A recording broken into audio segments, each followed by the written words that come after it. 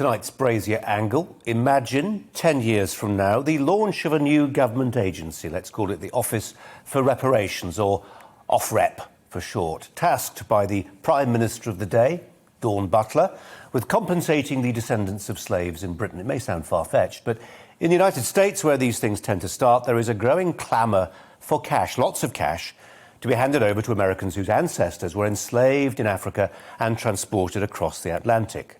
Today we learned that a senior figure at Cambridge University thinks that the British state must consider something similar. He is Dr. Michael Banner, Director of Theology at Trinity College, Cambridge, doubly insulated from the realities of life by the dreamy spies of academia and the tepid certainties of the Church of England. Dr. Banner speaks for an emerging liberal consensus that slavery's legacy is every bit as much of a problem for Britain as it is for America. And where is America right now on this? Well, earlier this year, the US House Judiciary Committee agreed to set up a commission to look at reparations for slavery. It was one of Joe Biden's campaign pledges.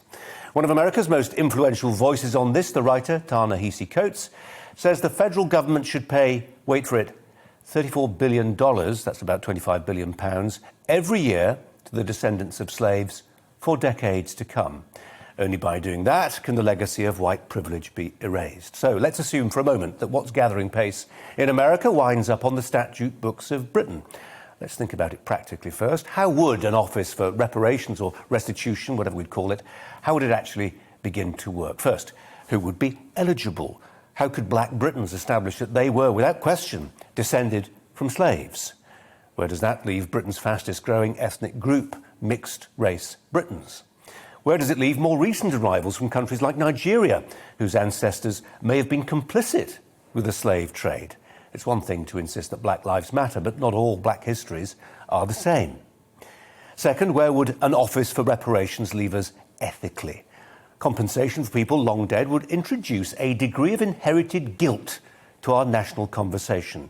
Many white Britons, whose lives are not characterised by privilege or even access to diversity initiatives, would feel justifiable anger that their taxes were being used to advance a posthumous programme of positive discrimination. By opting for reparations, we will have decided that guilt and criminal responsibility can cascade down the generations, that the sins of the great-great-great-grandfather can fall on the head of the son. This is a morally hazardous step, and those who advance it must extrapolate what it actually means.